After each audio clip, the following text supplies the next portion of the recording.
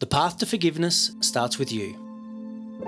The term forgiveness is one that I wasn't comfortable with until recently.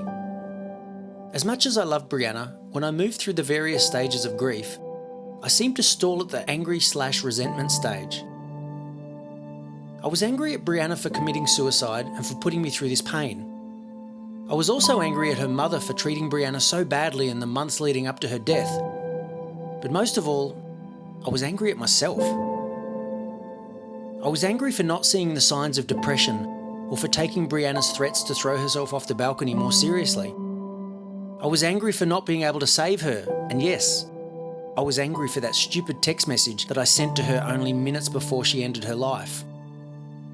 I know that that text message was in no way responsible for her decision that night, but that is one moment in time that I do wish I could relive. I always wanted Brianna and her mother to reconcile, and I tried so hard for Brianna not to move out of her mother's house months earlier. But for all the gentleness that Brianna possessed, she was a surprisingly strong-willed young woman.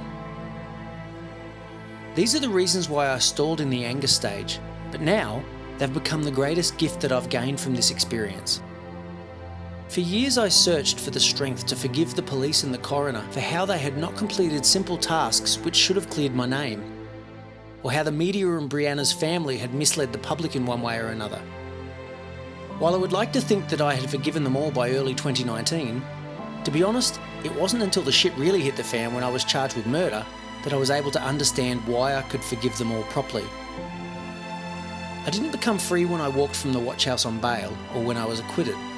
I became free when I forgave myself, Brianna, and all of those who had done wrong by me.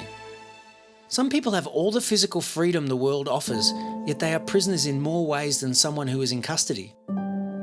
They say that the truth will set you free, but I've learnt beyond a shadow of a doubt that even more than the truth, it is forgiveness that sets you free. It's like a line in my movie, Through the Eyes of Love, where the female love interest says to the protagonist, "The only thing worse than being blind is having sight with no vision." The line, which is a play on the famous Helen Keller quote, is the turning point for the protagonist to change his ways, and is one that has also helped me to turn my life around. We all make mistakes, and while it's one thing not to make them or to learn from them, it is equally important for us to forgive ourselves for them. As Dr. John DeMartini says, no matter what you have done or haven't done, you are worthy of love.